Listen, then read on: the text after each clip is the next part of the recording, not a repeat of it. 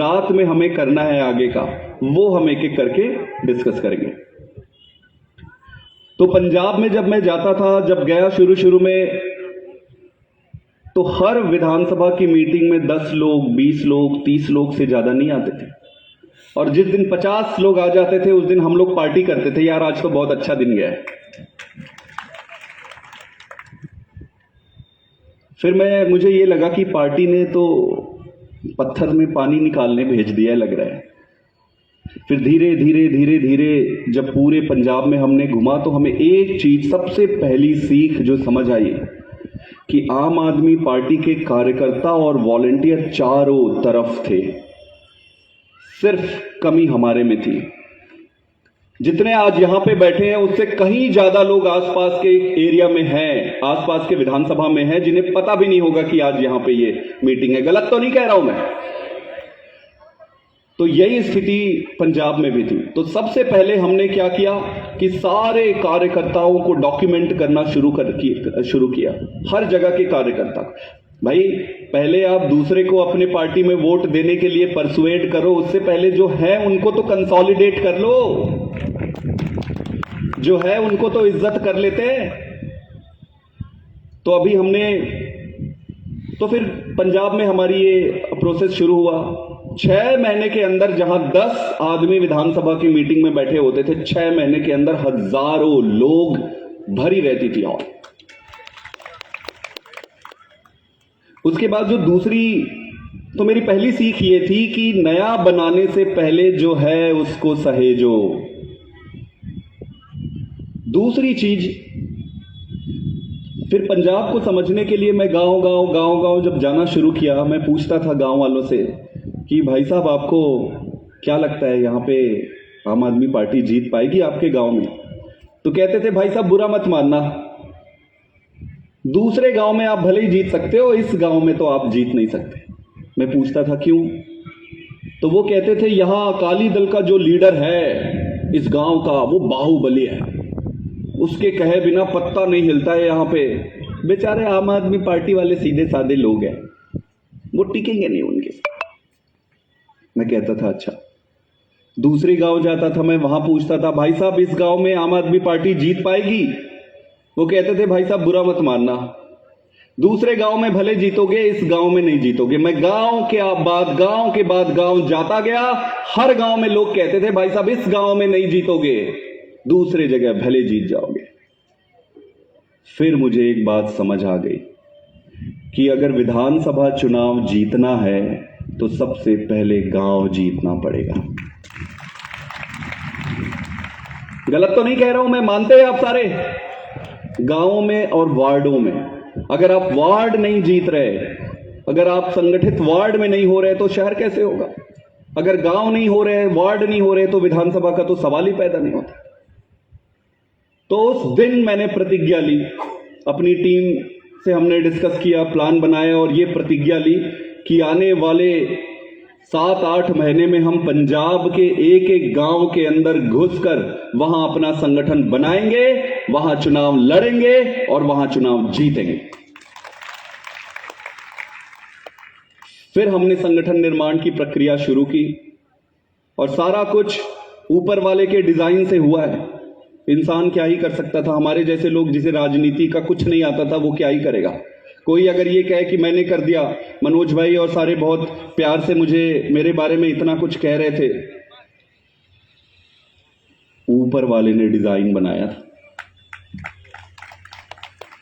तो संगठन बनाने का प्रोसेस हमने शुरू किया और जब संगठन बनाने के लिए मैं अपने वॉलंटियर से मिलता था तो तीसरी चीज मुझे समझ आई। सारे ये कहते थे कि दुखी थे सारे। कई बार ये होता है ना, हम अनजाने में ही दुखी रहते हैं, हमको पता भी नहीं चलता कि हम पूरे टाइम दुखी रह रहे हैं और वो रहते रहते एक हैबिट में आ जाता है। तो किसी भी मीटिंग में मैं जाता था, एक कार्यकर्ता वॉलंटियर से मिलता था, मैं बोला सर जी कैसे हो, सब ठीक है? वो कहते थे जी ये गलती हो गई, वो गलती हो गई, ये खराब हो गया, पिछली बार ये हो गया, फिर ये हो गया, फिर ये हो गया, दुखी। फिर मैं दूसरे से पूछता था कि भाई साहब सब ठीक है ना? तो वो कहते थे जी ये हो गया, जी वो हो गया, ये खराब हो गया, जी ये खराब हो गया, वो खराब। चारों तरफ असंतोष था। ये मेरी तीसरी बड़ी लर्निंग थी कि अगर सेना असंतुष्ट है तो युद्ध आप जीत नहीं सकते। गलत तो नहीं कह रहा हूं मैं। फिर इन सभी चीजों के लिए हमने स्टेप बाय स्टेप प्लानिंग की। सबसे पहले तो मैं सारे वॉलंटियर से मिला, सारे लीडरों से मिला और 2-3 चीजों का उनको मैंने आश्वासन दिया, वादा किया जितनी मेरी क्षमता थी, योग्यता थी। एक तो मैंने हर गांव के अंदर ऑर्गेनाइजेशन बिल्ड करने की प्रतिज्ञा ली और दूसरा मैंने सभी वॉलंटियर को और लीडर को यह आश्वासन दिया कि संगठन मेरिट के बेसिस पे बनेगा और टिकट भी मेरिट के बेसिस पे मिलेगा। तो संगठन मतलब दूसरी पार्टी में हो सकता है कि टिकट मेरिट अपने हिसाब से वो देखे कैसे करते हैं, लेकिन संगठन आज तक के इतिहास में कहीं हुआ नहीं होगा कि जिस लेवल पे जाके हम एक आदमी का इंफॉर्मेशन कलेक्ट करके कि उसके पास कितना समय है, वो कितना समय देते हैं, वो कितने दिन से, सारा इंफॉर्मेशन इकट्ठा करके मेरिट के बेसिस पे हमने संगठन बनाया। कई जगह से लोग आते थे और कहते थे जी आपने ये लोकसभा इंचार्ज लगाया है, पार्टी ने लगाया है, इन्होंने अपने भतीजे को डिस्ट्रिक्ट इंचार्ज लगा दिया, अब जो डिस्ट्रिक्ट इंचार्ज है अपने वो मामा के बेटे ने ब्लॉक इंचार्ज लगा दिया, वो मामा के बेटे ने अपने चाचा के बेटे को सर्कल लगा। कई जगह से ये भी शिकायत आती। मैंने सबको ये आश्वासन दिया और प्रतिज्ञा ली कि सारा संगठन मेरिट के बेसिस पे बनाएंगे और कोई भी अगर सिफारिश लेकर आया तो सबसे पहले क्रॉस उस पे करेंगे। शुरू में आते थे, आके कहते थे कि भाई ये मेरा ये है, इसको ये बनाना है, मैं ये हूं, मैं वो हूं। सबसे पहले मैं उन्हें ही काटता था।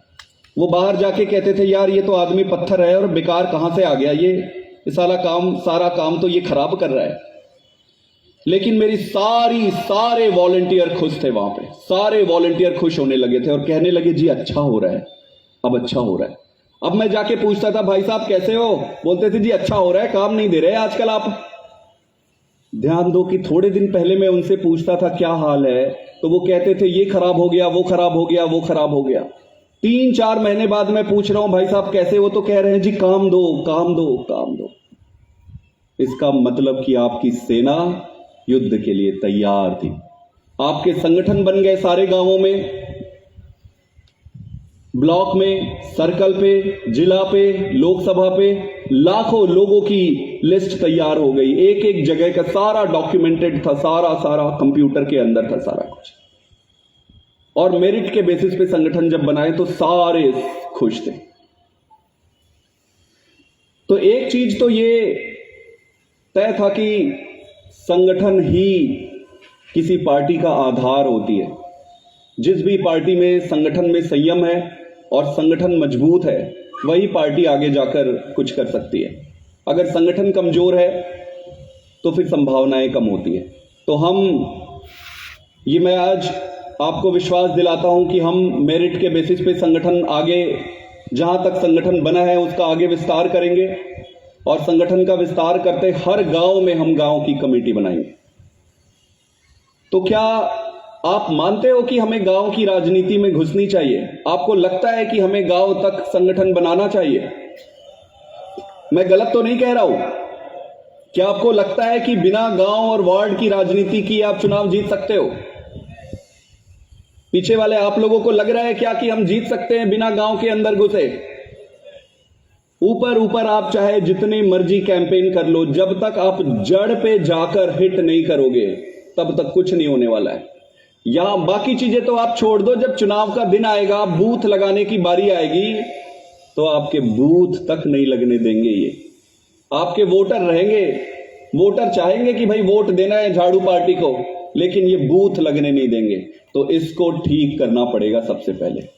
इसी बात को ध्यान में रखकर हमने जो नई एक्टिविटी स्टार्ट की है, जो नया कैंपेन स्टार्ट किया है, उसका नाम है गामड़ू बैठक। जैसे कि पंजाब में 117 विधानसभा थी और लगभग 16,000 गांव थे, तो हमने ये प्रतिज्ञा ली थी कि अब चुनाव 117 सीटों पर नहीं होगा, अब चुनाव पूरे 16,000 सीटों पर होगा। गुजरात में अगर देखें तो गुजरात में 182 सीट्स है, सही है ना, 182 सीट्स है। छोटे बड़े गांवों को अगर मिला दे, वार्डों को मिला दे, तो लगभग 23,000 ऐसे हमारे पास गांव बनते हैं। तो हमें कितनी सीटों पे चुनाव लड़ना पड़ेगा इस बार? कितनी सीटों पर चुनाव लड़ना पड़ेगा? आवाज नहीं आ रही। कितनी सीटों पर चुनाव लड़ना होगा? अपने दिमाग पे ये सारे डाल लो कि 23,000 सीटों पे हमको लड़ना पड़ेगा। 23,000 से एक भी नीचे नहीं होना है। 182 के चक्कर में मत रहना। जो भी पार्टी 182 के चक्कर में पड़ती है वही नीचे गिरती है। 23,000 हमारा टारगेट है। 23,000 गांव पे 23,000 सीटों पे चुनाव लड़ेंगे।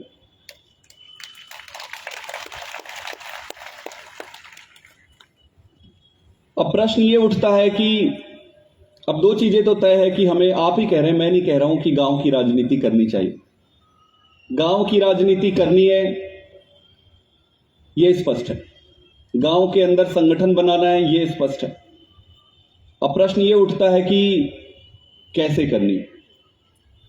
तो मैं अगर आपसे सलाह लूं, अगर आपसे पूछूं कि भाई कैसे हमको गांव की राजनीति में घुसनी चाहिए, क्या करनी चाहिए, तो दो चार आप लोगों के कमेंट मैं लेना चाहूंगा। है हमारे पास माइक? है तो माइक आपके पास है।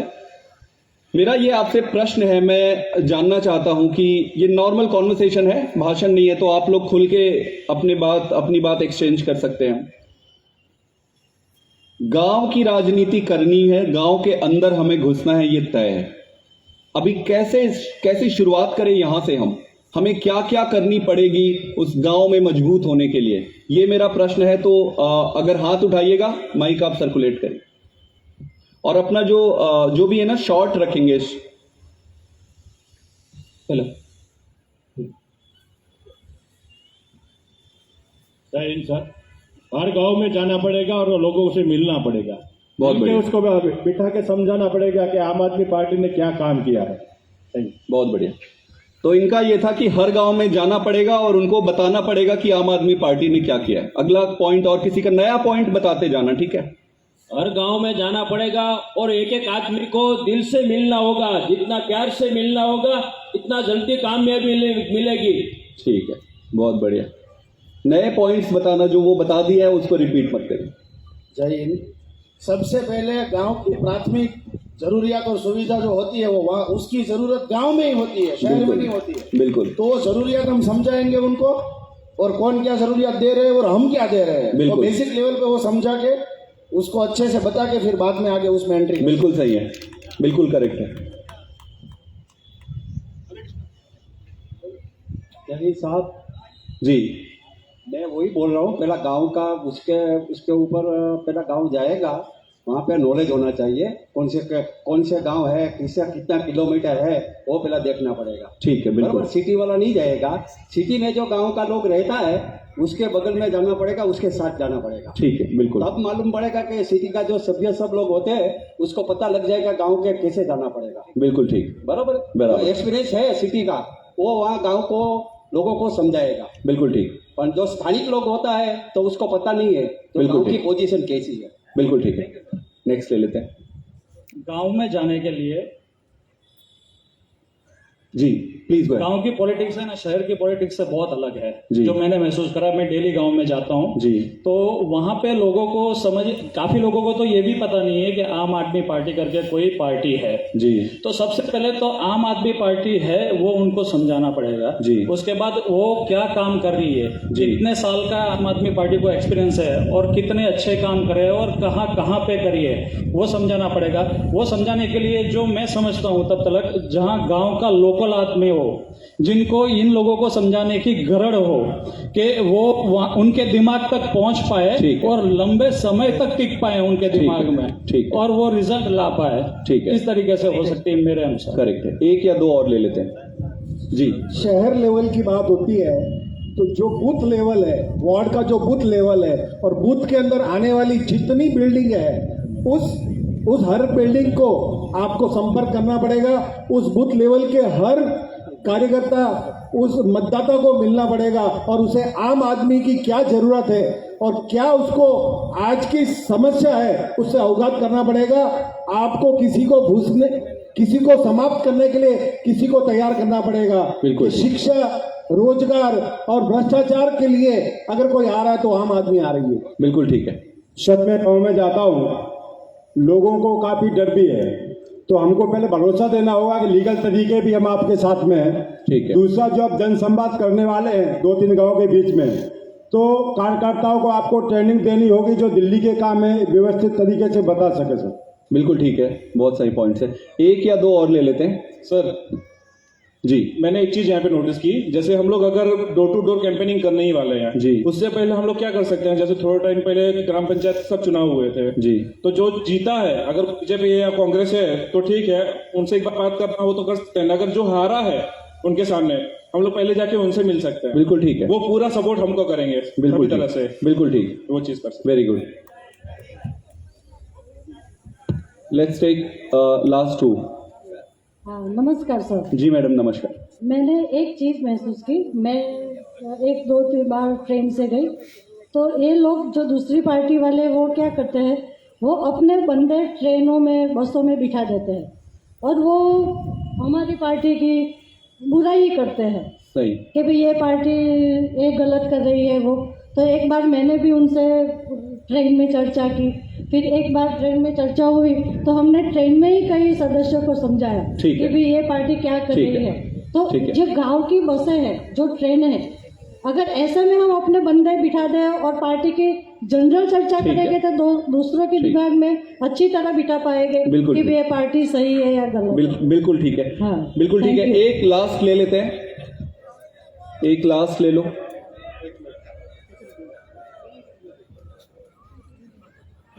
हेलो सर, हाँ हमारा देश खेती प्रधान देश है। यहाँ पर पूरे देश के अंदर खेती को मतलब जो फसल बोते हैं उनको ज़्यादा महत्व दिया जाता है। तो गुजरात के अंदर भी वही चीज़ है।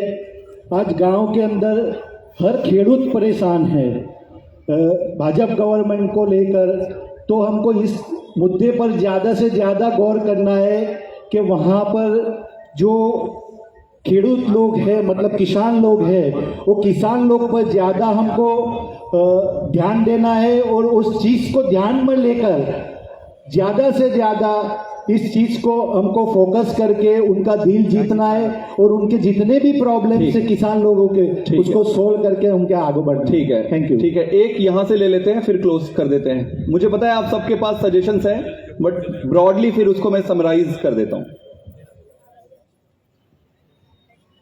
Thank you sir. मेरे सुझाव से गांव का जो लीडर हो, गांव का कैसा होता है कि वो कोई पर्टिकुलर पार्टी के मतदार नहीं होते। उसके गांव का जो एक बड़ा आदमी होता है ना, वो जिस जगह खड़ा रह जाए पीछे पूरी गांव उसके जगह खड़ी रह जाती है। यहाँ पे मैंने देखा है कि ये इलेक्शन में इसने इसका खेस पहना है, दूसरे इलेक्शन में उसने दूसरा खेस पहना है। तो हम जब पूछते हैं उसको कि भाई ऐसा क्यों, तो वो बोलता है कि भाई हमारा ये आदमी ये बंदा जहाँ जाएगा हम पूरा गांव वहां पे जाएंगे। सही बात। हमें क्या करना है, वो बंदे को जो है, सही बात, वो बंदे को हम ले लेते हैं, या तो वो बंदे को अपन ऐसे वो कमांड दे देते हैं, पूरा गांव जो है संगठित हो जाएगा और अपने आप वो जुड़ जाएगा हमसे। Thank you sir. बिल्कुल ठीक है। तो अब मैं क्या करता हूं, जो पॉइंटर्स आए हैं उनको समराइज करता हूं एक साथ। उसमें अगर कुछ छूट जाएगा तो आप बताना, और उसमें अगर आपको कुछ गलत लगे तो भी आप बताना, ठीक है। सबसे पहले गांव की राजनीति में अगर घुसना है, हमें गांव में राजनीति करनी है, तो हमें उस गांव में अपने लोग और वॉलंटियर आइडेंटिफाई करने पड़ेंगे। सही है गलत है भाई? आप देखो, आप इतनी दूर से एक बार जा सकते हो, 2 बार जा सकते हो, बार बार जाके तो आप वहां की राजनीति नहीं कर सकते ना। तो सबसे पहले हमको उस गांव के सारे वॉलंटियर्स को खोजना पड़ेगा, उनका नाम नंबर लिखकर आपको अपने सिस्टम से जोड़ना पड़ेगा। इसका मतलब यह है कि हर गांव में आपके वॉलंटियर की एक कमेटी बनानी पड़ेगी, सारे वॉलंटियर को खोजना पड़ेगा। तो अगर 23,000 गांव है गुजरात में, तो 23,000 गांव में हमारे कौन कौन वॉलंटियर है उसका लिस्ट आपके पास होना चाहिए। एक कमेटी, एक टीम बननी चाहिए वहां। सारे एग्री करते हो इस पे? तो पहला पॉइंट यही है कि अगर गांव की राजनीति में घुसना है तो वहां पे वॉलंटियर और लीडर तैयार करना पड़ेगा, नंबर 1। अब नंबर 2, देखो कहीं पे भी पॉलिटिकल डिस्कशन और बातचीत जो होती है वहां पे वहां की समस्या की बातचीत जरूर होती है। तो अगर गांव की राजनीति करनी है तो गांव में जो जो समस्या है वो भी आपको जानना पड़ेगा कि इस गांव में क्या क्या समस्या है। तो पहला हो गया वॉलंटियर खोजना, दूसरा हो गया उस गांव की समस्या को पता लगाना। सारे एग्री करते हुए से? तो 2 पॉइंट हमारे निकल गए। तीसरी बात जो है, जो जरूरी है वहां राजनीति करने के लिए, अभी एक भाई साहब ने जस्ट बताया, सारे प्रभावशाली लोगों की लिस्ट आपके पास होनी चाहिए। और जब हम कहते हैं प्रभावशाली व्यक्ति तो उसमें कौन कौन हो सकते हैं? सरपंच, हारे हुए सरपंच, पंच, हारे हुए पंच। इसके अलावा कई सारे प्रभावशाली लोग होते हैं जिनकी बात पूरी गांव मानती है, पर वो राजनीति में नहीं होते। जैसे कोई डॉक्टर साहब हो गए, जैसे कोई मास्टर जी हो गए, वो राजनीति में नहीं है लेकिन पूरे गांव की मदद करते हैं, उनका व्यवहार अच्छा है, मेल जोल अच्छा है गांव में, तो सब उनकी बात सुनते हैं। या कोई बुजुर्ग व्यक्ति हो गए, गांव के पहले के पुराने सरपंच रहे हो। तो इस तरीके से सारे प्रभावशाली व्यक्ति का आपके पास उनकी जानकारी होनी चाहिए और उनसे मिलना पड़ेगा आपको। तो 3 चीजें हो गई। क्या क्या है? पहला मजा नहीं आ रहा है? हाँ, सारे ट्रेनिंग में बहुत ऊर्जा थी। ये वाली ट्रेनिंग फाइनल कंक्लूडिंग है और ये तो फिर सूरत है, यहां तो दमखम ज्यादा आना चाहिए। तो नंबर 1 क्या है? वॉलंटियर। नंबर 2 समस्याएं। नंबर 3 सारे प्रभावशाली व्यक्ति। 3 चीजें हो गई। चौथी चीज क्या है? हमारे एक सज्जन ने अभी बताया कि हर गांव में जाकर आपको यह बताना पड़ेगा कि भाजपा और कांग्रेस ने कैसे जनता को इतने दिन बुद्धू बनाया है। बारी बारी बारी बारी बारी बारी कैसे ये मिल बांट के बुद्धू बनाए। और ये भी बताना पड़ेगा, सिर्फ नेगेटिव बातें नहीं करनी है, हमको ज्यादा पॉजिटिव करनी है। हमको उसके साथ ही ये बताना पड़ेगा कि कैसे केजरीवाल ने सिर्फ 7 सालों में स्कूल, अस्पताल और सारे करप्शन खत्म कर दिए, स्कूल अस्पताल अच्छे कर दिए, सारी अच्छी हो गई गवर्नेंस दिल्ली में सिर्फ 7 साल में। तो क्या करनी पड़ेगी? हर गांव में सभा करनी पड़ेगी, जन संवाद करना पड़ेगा। तो 4 चीजें हो गई। पहला है वॉलंटियर, दूसरा है समस्याएं, तीसरी है प्रभावशाली सारे व्यक्ति, चौथा जन संवाद। एक चीज और, अच्छा आप लोगों को पता है कि बीजेपी का ब्रह्मास्त्र क्या है? आप क्या कह रहे हैं? थोड़ा जोर से बोले। ये भाई साहब कह रहे हैं झूठ बोलना और जोर से बोलना।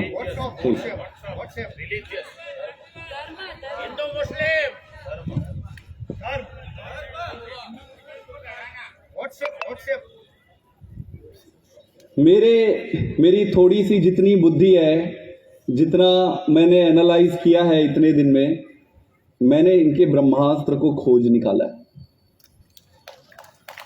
इनका ब्रह्मास्त्र है व्हाट्सएप ग्रुप है जिसके जरिए ये आज तक चल रहे हैं। अब मैं बताता हूं कैसे। आप सारे क्रांतिकारी साथियों, 50 डिग्री टेम्परेचर पे सड़क पे आप इंकलाब जिंदाबाद करते घूम रहे हो। आप ज्यादा से ज्यादा कितने घरों में जा सकते हो? 1000, 2000, 5000, 10,000, 1 लाख, 2 लाख, 3 लाख, उससे ज्यादा जाना तो डिफिकल्ट है ना। आप अपना संघर्ष रोड पे कर रहे हो बड़ी ईमानदारी से 50 डिग्री टेम्परेचर पे। और बीजेपी वाले क्या करते हैं? एसी कमरे में बैठे रहेंगे, बढ़िया से खाना खा के उठेंगे, टीवी बगल में चला लेंगे और व्हाट्सएप पे एक मैसेज छोड़ देंगे। अब इनका नेटवर्क इतना मजबूत है कि वो मैसेज एक एक गांव में, एक एक घर में, एक एक आदमी के पास पहुंच जाता है। कोई चेक करने नहीं आता उसमें सही लिखा है कि गलत लिखा है। जनता तो भोली भाली है, एक ही मैसेज को अगर बार बार हजार बार अगर उसको भेजा जाए तो उसको लगने लगता है यही सही है। गलत तो नहीं कह रहा मैं। तो आप अपने पसीने सड़क पे बहाते रहो, ये बिना एक बूंद गिराए अपना काम कर जाते हैं। तो भारतीय जनता पार्टी का जो ब्रह्मास्त्र है वो उनका व्हाट्सएप का नेटवर्क है, और उनको बधाई है। क्यों भाई, क्यों बधाई नहीं होनी चाहिए? उन्होंने किया है, उन्होंने मेहनत किया है। आप दिल्ली में स्कूल बनाते हो, अस्पताल बनाते हो, ये यहां पे व्हाट्सएप ग्रुप बनाते हैं। भाई इनका काम तो उससे चल जा रहा है ना। अगर इनका काम व्हाट्सएप ग्रुप बना के चल जा रहा है, चुनाव जीत जा रहे हैं, तो इनको स्कूल अस्पताल बनाने की इनको लगता है जरूरत ही नहीं है। तो इनका ब्रह्मास्त्र व्हाट्सएप ग्रुप है, और फिर व्हाट्सएप ग्रुप के जरिए जो ये दुष्प्रचार करते हैं वो है। तो 5 चीजें हैं गांव के अंदर अगर आपको राजनीति करनी है तो। पहला, उस गांव के सारे वॉलंटियर का पता लगाना। दूसरा, सारी समस्याओं को पता लगाना। तीसरा, सारे प्रभावशाली व्यक्तियों का लिस्ट बनाना, उनसे बात करना। चौथा, वहां पे जनसंवाद करना। और 5वां, अपने खुद के ब्रह्मास्त्र का निर्माण करना। मैं आपको गारंटी देता हूं, आप ये 5 चीजें 23,000 गांव में कर दो, ये सरकार मैं आपको बना के दे दूंगा। कोई बड़ी बात नहीं है, कोई बड़ी बात नहीं। आप मानते हो नहीं मानते? तो अब 2 चीजें हो गई। मैंने नहीं बोला, आपने ही बोला कि हमें गांव के अंदर राजनीति करनी चाहिए, ये पहला तय हो गया। दूसरा, 5 चीजें हमें क्या करनी चाहिए, ये भी तय हो गया। अब 2 चीजें बचती है। कौन करेगा, कौन बनाएगा वो टीम, कौन करेगा ये सारी चीजें, पहला। और दूसरा प्रश्न, कैसे बनाएंगे। तो कौन बनाएगा और कैसे बनाएंगे, ये 2 ही प्रश्न हमारे सामने हैं, जिसके डिस्कशन के लिए हम लोग यहां पे इकट्ठे हुए हैं। तो कौन बनाएगा? आपको क्या लगता है कि कौन बनाएगा? कौन बनाएगा? दूसरे की लड़ाई लड़ने कोई दूसरा नहीं आता है। कांग्रेस वाले कहते हैं कि किसी कंपनी से कोई आ जाएगा और इनको जिता देगा, इसीलिए इनका ये हालत है। अपनी लड़ाई खुद लड़नी पड़ती है, कोई दूसरा आके जिता नहीं सकता। देखो बड़ा क्लियर है, ऊपर वाला चाहता है कि आप जीतो, पब्लिक भी चाहती है कि आप जीतो।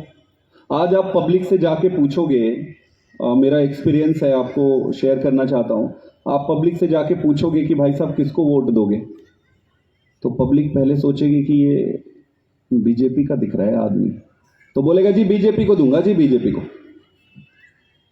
फिर आप थोड़े से उनसे बातचीत करोगे, भाई साहब कैसा चल रहा है, दुकान धंधा सब बढ़िया है ना, खेती बाड़ी ठीक। बात करते करते थोड़े दिन में उसको लग जाता है कि यार ये बीजेपी का नहीं है, तब वो धीरे से बोलता है ना, इस बार ना परिवर्तन करना है। गलत तो नहीं कह रहा हूं मैं? वो कहता है परिवर्तन करना है। फिर वो कहता है जी परिवर्तन करना है, ये तो ठीक है, पर ये समझ नहीं आ रहा है कि किसको वोट दे। कांग्रेस तो है ही नहीं है। अब सारे लोगों को पता है कि कांग्रेस तो खत्म हो चुकी है, कहीं पे कांग्रेस है ही नहीं। और क्यों नहीं है, क्यों नहीं है कांग्रेस? 27 साल हो गए भारतीय जनता पार्टी को। 27 साल में इनके जो बिजनेस वाले थे ये बोले यार आपकी सरकार तो बनती नहीं है कांग्रेस की, अगर हम इतने साल से धंधे बंद रखेंगे अपने तो चलेगा कैसे। तो अंदर ही अंदर इनके बिजनेस के जो रिश्ते हैं वो अच्छे से मजबूती से बने हुए हैं। इनको फर्क नहीं पड़ता कि कांग्रेस की सरकार बने या भाजपा की सरकार बने, बात एक ही है, कमाई तो दोनों में हो रहा है। तो कांग्रेस पार्टी तो सरेंडर कर